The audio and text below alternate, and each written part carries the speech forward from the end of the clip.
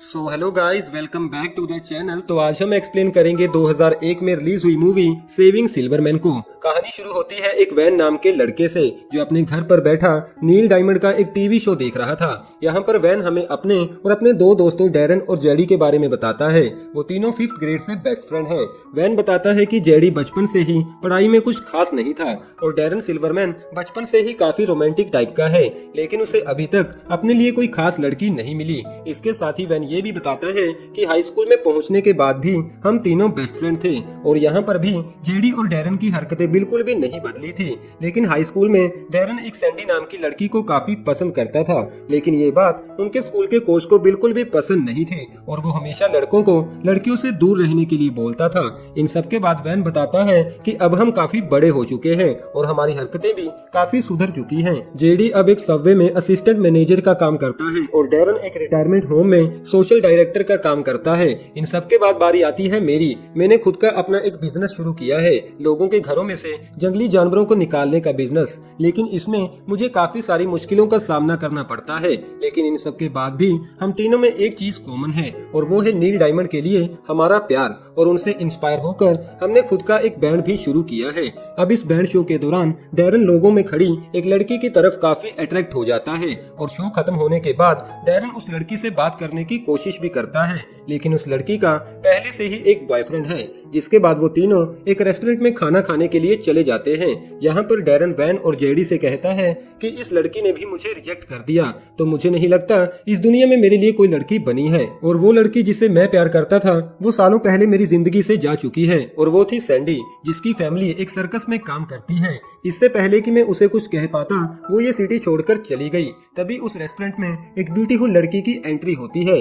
Van Darren से कहता है कि तुम्हें जाकर उस लड़की से बात करनी चाहिए। डैरन के तैयार ना होने पर वैन खुद जाकर उस लड़की से बात करता है, लेकिन वो लड़की कहती है कि मुझे तुम्हारे दोस्त के साथ बात करने में बिल्कुल भी इंटरेस्ट नहीं है। मगर वापस आने के बाद वैन डैरन से झूठ बोलता है कि वो लड़की तुमसे बात करना चाहती है। डैरन जैसे ही उस लड़की के पास जाता है तो वो लड़की डैरन को बताती है कि तुम्हारे दोस्त ने तुमसे झूठ बोला है, मैं तुमसे बात नहीं करना चाहती। जिसके बाद डैरन वापस अपने दोस्त के पास चला जाता है, लेकिन वो अपनी बियर की बोतल उस लड़की के टेबल पर ही भूल जाता है। जिसके बाद एक और आदमी आकर उस लड़की के साथ फ्लर्ट करने की कोशिश करता है। थोड़े टाइम बाद डैरन अपनी बियर बोतल को लेने के लिए उस लड़की के पास वापस आता है। अब उस दूसरे लड़के से पीछा छुड़ाने के लिए वो लड़की डैरन को अपना बॉयफ्रेंड बना लेती है और उस लड़के के जाने के बाद डैरन उस लड़की से अपनी पहली वाली गलती की माफी मांगता है। यहाँ पर उस लड़की को डैरन काफी अच्छा लगता है। जिसके बाद उन दोनों में बातचीत शुरू हो जाती है। वो लड़की डैरन को अपना नाम जूडिथ बताती है। उन दोनों को साथ में देखकर जेडी और वैन काफी खुश होते हैं। अब पूरे 6 हफ्तों के बाद हम डैरन और जूडिथ को एक साथ देखते हैं। उन दोनों का रिलेशनशिप काफी टाइम पहले ही शुरू हो चुका था और अब डैरन जूडिथ के करीब आने की कोशिश करता है, लेकिन जूडिथ एक रोमांटिक किस्म की लड़की नहीं थी और वो ये सब कुछ इतनी जल्दी नहीं करना चाहती थी। डैरन एक इनोसेंट और सेंसिटिव लड़का है, तो वो जूडिथ की इस बात को मान जाता है। कुछ दिनों बाद डैरन जूडिथ को लेकर वैन के घर पर आता है, क्योंकि वो जूडिथ को जेडी और वैन से मिलवाना चाहता था। लेकिन जूडिथ को वैन और जेडी के रहने का और खाने का स्टाइल बिल्कुल भी अच्छा नहीं लगता, क्योंकि जूडिथ काफी मॉडर्न टाइप की लड़की है। यहाँ पर जेडी गलती से जूडिथ के कपड़े खराब कर देता है, जिससे नाराज होकर जूडिथ डैरन को लेकर वहाँ से वापस आ जाती है और डैरन से कहती है कि मैं नहीं चाहती कि तुम दोबारा अपने उन दोस्तों से मिलो।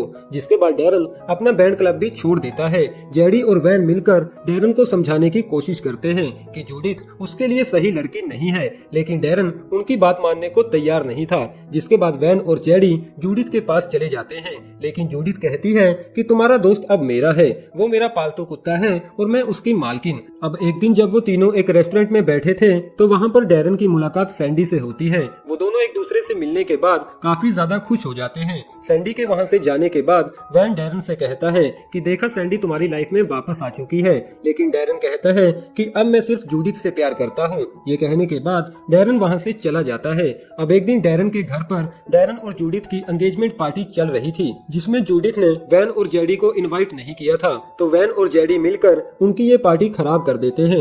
इन सब के बाद वैन और जेडी जूडिथ को किडनैप करने का प्लान भी बनाते हैं और एक रात जब डैरन घर से बाहर था तो वो दोनों मिलकर जूडिथ को किडनैप कर लेते हैं, जिसमें उन्हें काफी ज्यादा मुश्किल भी आती है।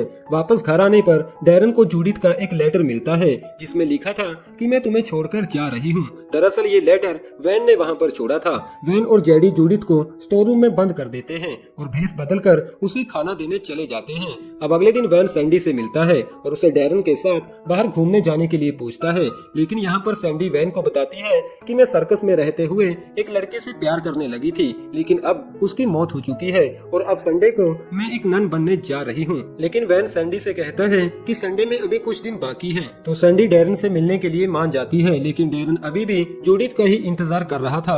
अब डैरन को यकीन दिलाने के लिए वैन जूडिथ के मरने की झूठी खबर फैला देता है। उधर जूडिथ को ये बात पता चल चुकी थी कि वैन और जेडी ने ही उसे किडनैप किया है, तो वैन और जेडी इस बारे में बात करने के लिए जेल में अपने कोच से मिलने चले जाते हैं। यहाँ पर उनका कोच उन्हें एडवाइस देता है कि तुम्हें अब सचमुच उस लड़की को मार देना चाहिए, लेकिन वो दोनों ऐसा करने में कामयाब नहीं हो पाते। जिसके बाद वैन डैरन को सैंडी से मिलने के लिए मना लेता है। यहाँ पर डैरन सैंडी की कंपनी को काफी ज्यादा एंजॉय करता है। उधर जूडिथ जेडी को बेवकूफ बनाकर वहाँ से भागने में कामयाब हो जाती है, लेकिन पुलिस स्टेशन पहुँचने से पहले ही वैन जूडिथ को फिर से पकड़कर वापस ले आता है। उधर डैरन और सैंडी अब एक दूसरे को डेट करने लगे थे। वैन जूडिथ को खाना देने स्टोर रूम में चला जाता है। यहाँ पर वैन जूडिथ से कहता है कि मुझे नहीं लगता तुम एक ऐसी लड़की हो जिसे डैरन जैसे सेंसिटिव लड़के पसंद होंगे।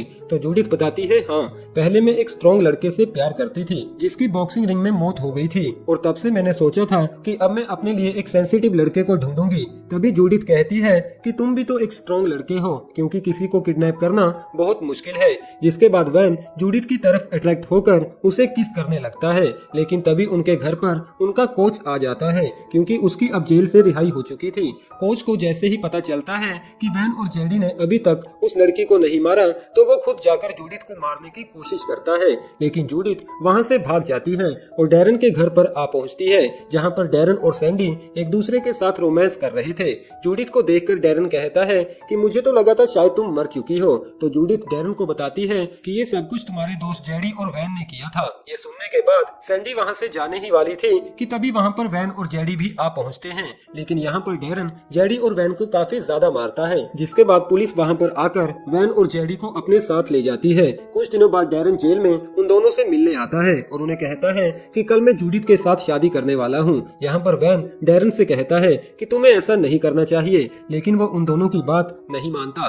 वैन मदद के लिए अपने कोच को फोन करता है, जिसके बाद वो जेल तोड़कर वहाँ से भाग जाते हैं। वो लोग चर्च में से सैंडी को भी अपने साथ ले जाते हैं और रास्ते में एक शो में से नील डायमंड को भी किडनैप कर लेते हैं और नील को समझाते हैं कि हमारा दोस्त डैरन इस लड़की सैंडी से प्यार करता है, लेकिन वो शादी किसी और से कर रहा है। अब वेडिंग प्लेस पर आकर नील गाना गाने लगता है। सैंडी को वहाँ पर देखकर डैरन काफी ज्यादा खुश हो जाता है और जूडिथ को छोड़कर सैंडी के पास चला जाता है। तो जूडिथ कहती है कि अब मेरा क्या होगा। तभी वहाँ पर एंट्री होती है वैन की, लेकिन जूडिथ वैन को काफी ज्यादा मारने लगती है और उसे कहती है कि ये सब कुछ तुम्हारी ही वजह से हुआ है। लेकिन अचानक से उनकी ये लड़ाई एक रोमांटिक सीन में बदल जाती है। मूवी के आखिर में डैरन की सैंडी से और वैन की जूडिथ से शादी हो जाती है। वेल दोस्तों, ये थी हमारी आज की मूवी।